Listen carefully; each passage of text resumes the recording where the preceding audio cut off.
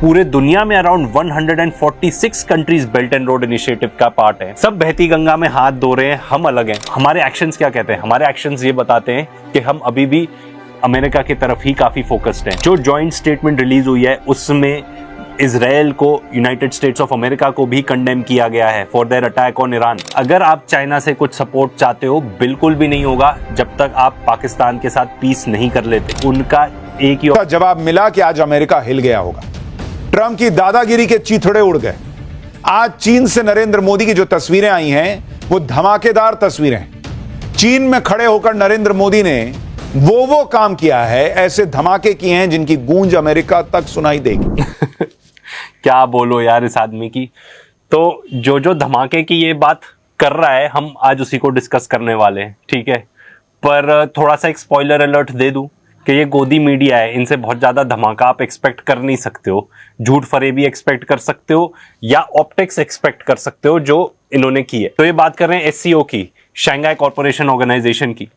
अब इन्होंने पूरे अपने सेगमेंट में ये तो बताया नहीं कि एससीओ है क्या चीज, ठीक है, शायद खुद भी ना समझते हो, तो हम भी पहले बता देते हैं कि एससीओ क्या चीज है। तो बेसिकली एससीओ बनाया गया था 2001 में, एंड जो इसके फाउंडिंग मेंबर्स थे वो थे Kazakhstan, China, Kyrgyzstan, Russia, Tajikistan and Uzbekistan. इसकी जो ऑफिशियल लैंग्वेजेस हैं वो है रशियन एंड चाइनीज, एंड इसमें 10 मेंबर स्टेट्स हैं, वो ये रही आपके सामने, 2 ऑब्जर्वर स्टेट्स हैं एंड 14 डायलॉग पार्टनर्स हैं, वो भी ये रही आपके सामने। इंडिया बना था एससीओ का मेंबर 2017 में। तो एंटोनियो गुटियरेज हैं, यूनाइटेड नेशंस के सिक्योरिटी जनरल, वो भी एससीओ तक अटेंड करते हैं। 3-5 करोगे तो देखो फोटो दिखा रहा हूं, गाड़ी में बैठे हैं दोनों भाई साथ। अब बताओ, ट्रंप के लिए सब देखना आसान नहीं रहा होगा। इधर जला होगा, दुखा होगा, उसको तो भाई को करंट लगा होगा, क्योंकि नरेंद्र मोदी को पुतिन अपनी कार में घुमा रहे हैं। उधर शी जिनपिंग जबरदस्त स्वागत कर रहे हैं। मोदी, पुतिन और जिनपिंग की तिकड़ी ट्रंप का सारी अकड़ निकाल रही होगी। हाँ तो वही ठीक है, हमने देख लिया कि बहुत अच्छी फोटो वोटो खिंच गई, बहुत अच्छा फोटो ऑप हो गया, फाइन।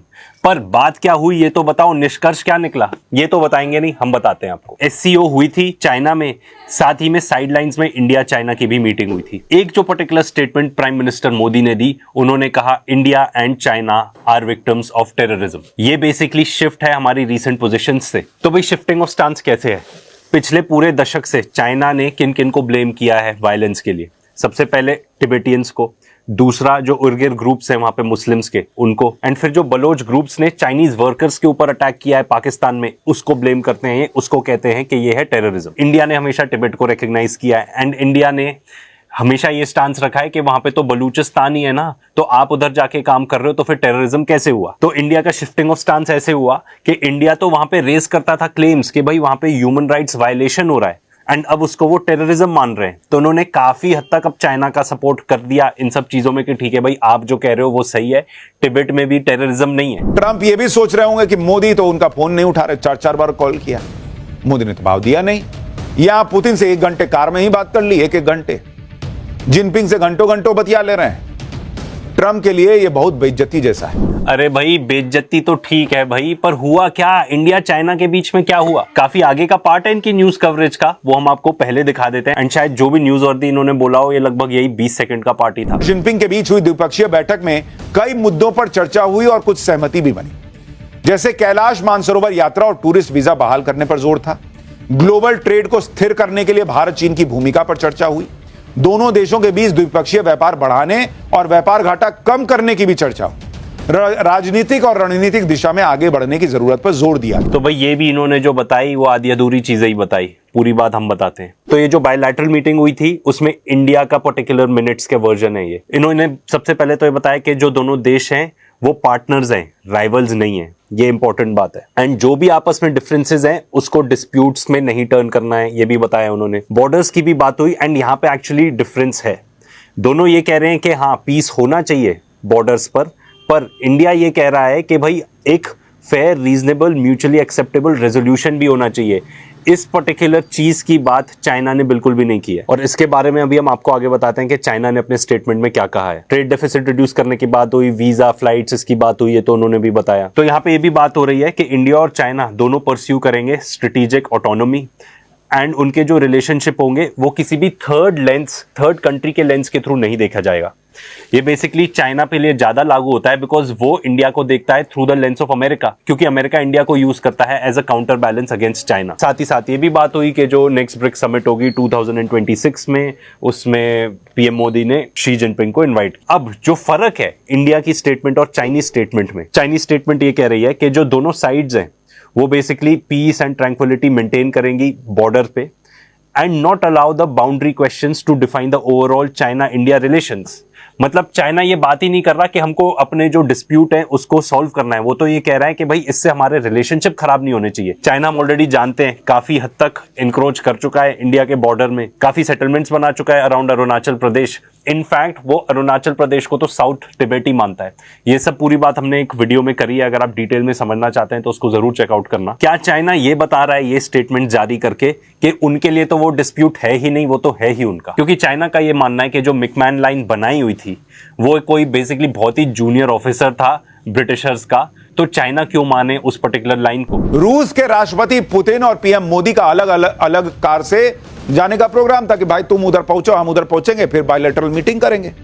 पुतिन ने खुद आग्रह किया कि बॉस कहां अलग अलग जाइएगा, ये साथ में कार में बैठ के चलते हैं। मोदी को उन्होंने कहा कि आइए चलते हैं। अब मैं क्या बताऊं इस आदमी का, इसके तो रेलेवेंट चीजें हमने आपको निकाल के दिखाई है, इररेलेवेंट चीजें तो इन्होंने इतनी ज्यादा बात की है, क्या जरूरत है उसकी। इनफैक्ट ये काफी स्ट्रॉन्ग मैसेज था जिस तरीके से पीएम मोदी एंड पुतिन इकट्ठे एक गाड़ी में गए। एंड ये किसके लिए मैसेज था? एक तो हमारी होम ऑडियंस के लिए था ऑफ कोर्स कि भाई ऐसा नहीं है कि हम आइसोलेटेड है, हमारे बहुत सारे दोस्त हैं। दूसरा यूनाइटेड स्टेट्स ऑफ अमेरिका के लिए तो था ही था, तो ये एक्चुअली अच्छी बात है। पर भाई ये भी तो बता दो दोनों के बीच में बात क्या हुई, यूनिलैटरल मीटिंग हुई, पूरे टाइम आप बोलते जा रहे हो कि गाड़ी में इकट्ठे गए, गाड़ी में इकट्ठे गए, बात क्या हुई? लेट अस सी। तो बेसिकली ये डीडी का आर्टिकल है, वो बताता है क्या क्या बात हुई। इसमें मेजरली जो बात है वो ये है कि दिसंबर 23 को इंडिया रशिया के बीच में एनुअल समिट होगी एंड उस पे पीएम मोदी ने प्रेसिडेंट पुतिन को इनवाइट किया है। बाकी जो बात हुई, इंडिया ने रशिया यूक्रेन वॉर के बीच में जो पर्टिकुलर अपना स्टांस रखा है which is sort of similar जो पहले उससे रखा था। 100% श्योर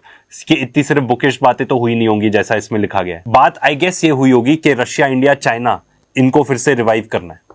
ये जो पर्टिकुलर ट्राइलैटरल मीटिंग्स इनके बीच में और होनी चाहिए, जो at one point of time used to be a thing, but India ने क्या इसके लिए अग्री किया? आई डोंट थिंक सो, नहीं तो इसमें मेंशन जरूर रहता। अगर आप ब्रिक्स को भी देखो तो ब्रिक्स का सबसे नॉन कमिटेड मेंबर इंडिया ही है एंड आगे जाके जो एनालिसिस हम आपको देंगे फैक्ट्स के साथ, उसमें भी यही पर्टिकुलर चीज आएगी कि सबसे नॉन अलाइंड ब्रिक्स के साथ इंडिया ही है प्रोबेबली। पुतिन की मुलाकात की तस्वीरें, उनकी दोस्ती की चर्चा सिर्फ ट्रंप के व्हाइट हाउस में नहीं बल्कि चीन के सोशल मीडिया पर भी हो रही है। चीन के सर्च इंजन बाइडू में, जिसे चीन का गूगल भी कहा जाता है, उस सर्च इंजन में टॉप ट्रेंड सर्च टॉपिक में मोदी और पुतिन की दोस्ती थी। यानी सबसे ज्यादा चाइना में मोदी पुतिन की दोस्ती को लेकर सर्च किया गया। तो भाई ओहो यार, ये लोग क्या बोलो, मन तो करता है कि हमारा इंटेंशन बिल्कुल नहीं था 4 थप्पड़ बनाने का इस सीरीज को, ठीक है ना। बस आपको ये बताना था कि गोदी मीडिया क्या क्या बताती है, असली में क्या क्या और चीजें हुई होती हैं। पर क्या करें, फैक्ट चेक वाले मौके दे ही देते हैं ये लोग। ये खुद जाके सर्च मार रहे हैं,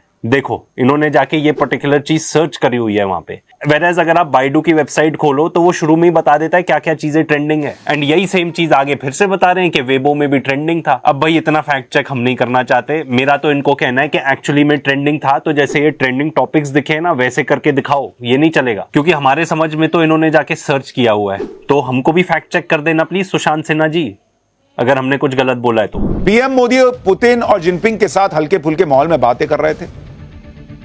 पीएम मोदी और जिनपिंग को देख के कहीं से नहीं लग रहा था कि कोई मजबूरी में नए रिश्ते बन रहे हैं। हालांकि भारत बहुत फूक फूक के कदम आगे बढ़ा रहा है, जो कि जरूरी भी है चीन के साथ। लेकिन भाई अभी की मजबूरी है, अभी की परिस्थिति ऐसी है कि ट्रंप की दादागिरी सहिएगा या जो आदमी धोखा देता है, चलिए उसको अगर ट्राई कर रहा है तो एक मौका देके देखिए। यही भारत को चुनना था। भारत ने कहा कि ठीक है, उधर जिसको दोस्त मान रहे थे वो तो धोखा दे रहा है नोबेल के चक्कर में, इसके उसके चक्कर में। जिसको दुश्मन माने बैठे हैं, अगर वो दोस्ती के लिए ट्राई कर रहा है तो ट्राई करने में क्या है। धोखा ट्रंप ने दिया, बिल्कुल धोखा दिया, क्योंकि उसकी कितनी पूजा पाठ की और तुम सुशांत और आपकी पूरी गोदी मीडिया एकदम ट्रंप को कितना सर पे चढ़ा के रखा था। अब तो दुनिया भर के एक्सपर्ट मान चुके हैं कि ट्रंप के टैरिफ वॉर का असली टारगेट तो चीन है। अब आप सोचिए कि भारत पर जो टैरिफ लगने की बात थी उसको तो 90 दिन का रोक दिया कि भाई चलो ठीक है, और दूसरी तरफ हम चीन पर लगा दिया 125% का टैरिफ।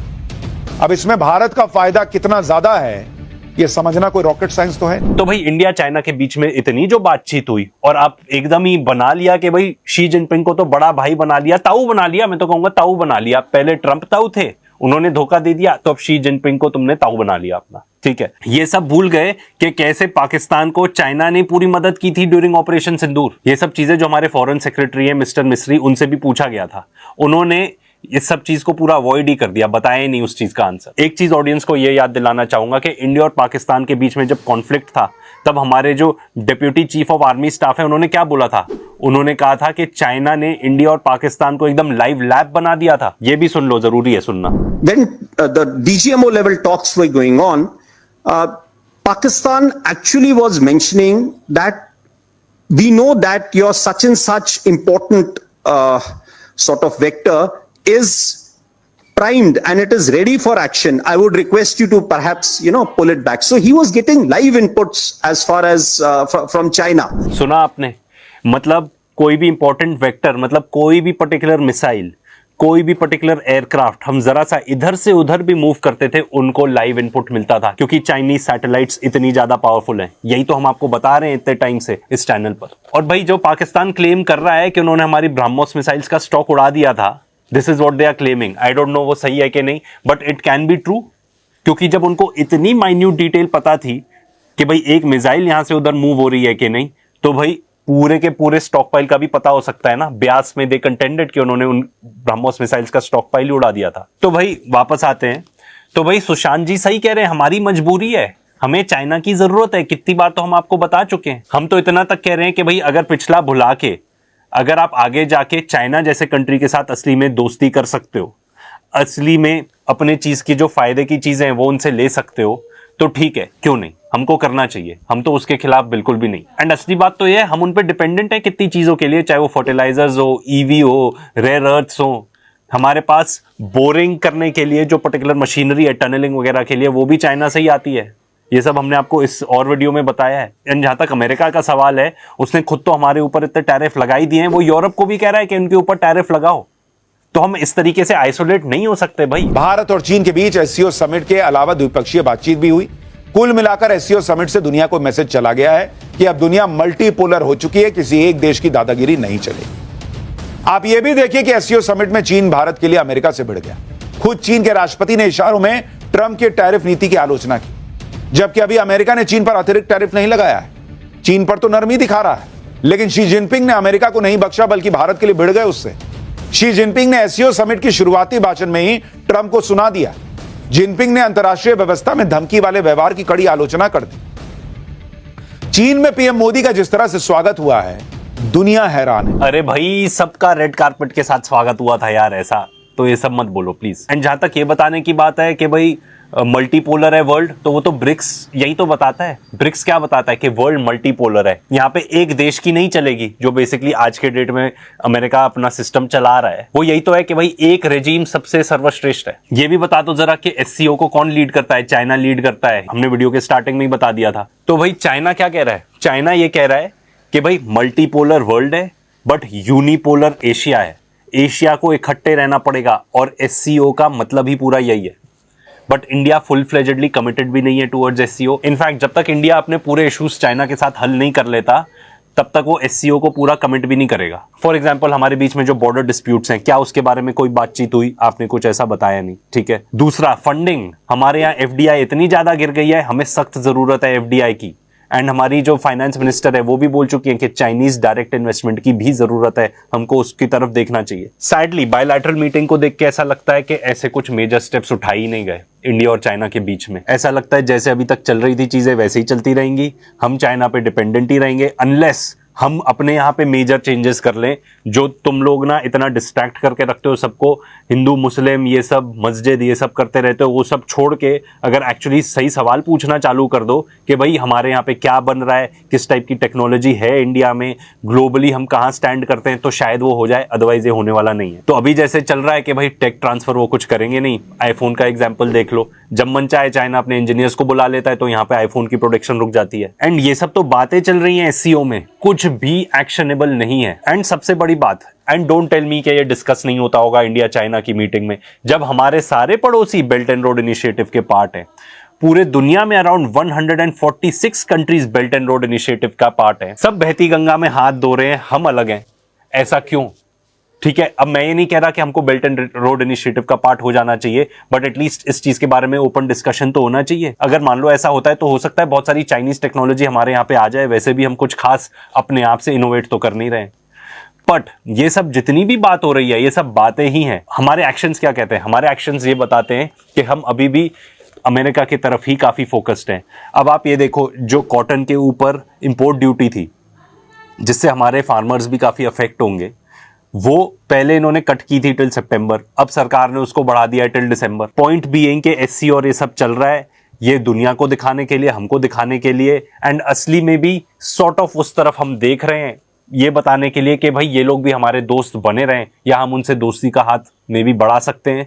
पर फिर भी अभी हमारी प्रायोरिटीज पूरी यूनाइटेड स्टेट्स ऑफ अमेरिका की तरफ ही हैं। एंड ये पॉसिबल है कि हम आगे जाके और कंसेशंस दे अमेरिका को अपने एग्रीकल्चरल मार्केट से, ताकि हमारे पास एक बेटर डील नेगोशिएट हो जाए फॉर द टैरिफ्स। जिनपिंग ने तो पीएम मोदी के वेलकम के लिए अपनी खास कार एयरपोर्ट पर भेज दी थी। ये तस्वीरें आप देखिए, पीएम मोदी जिस काली कार में बैठकर एयरपोर्ट से जा रहे हैं, ये जिनपिंग की प्रेसिडेंशियल कार है, दुनिया की सबसे सेफ कारों में से एक कार। जिनपिंग खुद जिस कार में चलते हैं वही कार उन्होंने भेज दी नरेंद्र मोदी के लिए। जाओ लेके आओ एयरपोर्ट से जाओ लेके आओ एयरपोर्ट से भाई को। किस टाइप की न्यूज रिपोर्टिंग है यार ये? मतलब सर फोड़ने का मन करता है यार, इन लोग को सर फोड़ने का मन करता है। And no prizes for guessing case में भी फैक्ट चेक है। वो मॉडल सेम है गाड़ी का, नॉट के उनकी खुद की गाड़ी है वो जो गई थी लेने। क्या बोलो यार। एंड साथ साथ में एडिटर प्लीज दो सोर्सेस दिखाना, एक मिंट का, एक एनडीटीवी का, ये बताने के लिए कि एक्चुअली में ऐसा था। ये पूरे 2 दिन उनके साथ थी, ठीक है। एंड यही सेम मॉडल है जो बेसिकली शी जिनपिंग की स्टेट कार है, ठीक है। पर यही सेम गाड़ी नहीं है। जा ड्राइवर को बोला लेके आ। और इन्होंने कितनी तस्वीरें ही दिखाए जा रहे हैं, सिर्फ तस्वीरें दिखा रहे हैं ये लोग, कुछ भी नहीं बता रहे कि एक्चुअली बात ये हुई। एससीओ समिट में ज्वाइंट स्टेटमेंट में पहलगाम हमले का जिक्र हुआ, जबकि इससे पहले एससीओ समिट के ज्वाइंट स्टेटमेंट में पहलगाम हमले की कोई बात नहीं की गई थी। इस वजह से भारत ने उस स्टेटमेंट पर साइन करने तक से मना कर दिया था। उस वक्त तो चीन ने चालबाजी करते हुए पाकिस्तान को बचा लिया था। एससीओ समिट के साझा बयान में पहलगाम आतंकी हमले की निंदा की गई और आतंकवाद पर कड़ा स्टैंड लिया गया। उस साझा बयान पर चीन और पाकिस्तान समेत सभी 10 देशों ने साइन किए। साझा बयान में पहलगाम हमले का जिक्र यह बताता है कि भारत की बड़ी कूटनीतिक जीत है। उसने न सिर्फ चीन पर दबाव डाल दिया, बल्कि चीन के जरिए पाकिस्तान पर भी दबाव डलवाया। अरे अब मैं क्या बताऊं, इसमें तो इतनी सारी चीजें बताने के लिए। सबसे पहले तो ठीक है, पहलगाम ऐड हुआ, पर कहीं पाकिस्तान का मेंशन नहीं है कि पाकिस्तान ने ये पर्टिकुलर अटैक किया था, ठीक है। तो ये सब जो बकवास कर रहे हैं टोटल बकवास ही है। साथ ही साथ सिर्फ पहलगाम का ही मेंशन नहीं था, जो जाफर एक्सप्रेस पे अटैक हुए, जो खुसगर में अटैक हुए पाकिस्तान के अंदर, उनका भी मेंशन था।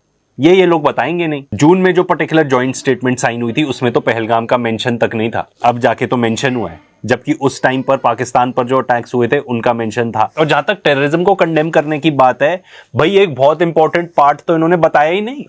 एंड वो ऑब्वियस है क्यों नहीं बताया। इंडिया जो जॉइंट स्टेटमेंट रिलीज हुई है उसमें इजराइल को, यूनाइटेड स्टेट्स ऑफ अमेरिका को भी कंडेम किया गया है for their attack on Iran. वो ये बताएंगे नहीं, क्योंकि इजराइल इन लोग का बाप है। इन लोग का पूरा नैरेटिव ही है कि इजराइल हमारा बाप है, ये लोग चाटुकार हैं इजराइल के। किस वजह से मुझे नहीं पता, पर अब तो भाई जॉइंट स्टेटमेंट में इंडिया ने भी कंडेम कर दिया है, तो प्लीज तुम लोग भी थोड़ा कंडेम कर दो इजराइल को। साथ ही साथ ये भी मेंशन किया गया है कि बहुत ही डीप कंसर्न है over the continuing escalation of the Palestine Israeli conflict. और ये भी बताया गया है कि बहुत सिविलियन कैजुअलिटीज बहुत ज्यादा हो गई हैं एंड एक कैटास्ट्रोफिक ह्यूमैनिटेरियन सिचुएशन बन चुकी है गाजा में। ये सब लिखा गया है। इंडिया भी सिग्नेटरी है इस चीज का। पिछली बार जब कंडेम करने की बात थी इजराइल को, तब इंडिया ने नहीं किया था। इनफैक्ट उस टाइम पे इंडिया ने एक सेपरेट नोट, हमारे मिनिस्ट्री ऑफ एक्सटर्नल अफेयर्स ने एक एडिशनल नोट इशू कर दिया था। मतलब फुल फ्लेजेडली उन्होंने नहीं सपोर्ट किया था ये पर्टिकुलर स्टेटमेंट को, इस बार किया है, जो आई वुड से जहां क्रेडिट ड्यू है बिल्कुल। तो नाज़रीन, ये थी आज की हमारी वीडियो। उम्मीद करता हूँ कि आपको हमारी ये वीडियो पसंद आई होगी। अगर आपको हमारी ये वीडियो पसंद आई हो, हमारी वीडियो को लाइक कर देना है और हमारे चैनल को सब्सक्राइब कर देना है। तमाम इसमें जो हमने इंडियन मीडिया की हमने वीडियोस ली, जिन पर हमने एनालिसिस किया, जिसमें हमने आपको दिखाया, उन तमाम का शुक्रिया अदा करते हैं। मोस्टली जो कि इंडियन मीडिया है उनका हमने इस्तेमाल किया है। दोस्तों, ये थी आज की हमारी वीडियो। नेक्स्ट वीडियो तक दीजिए हमें इजाज़त। अल्लाह हाफिज़।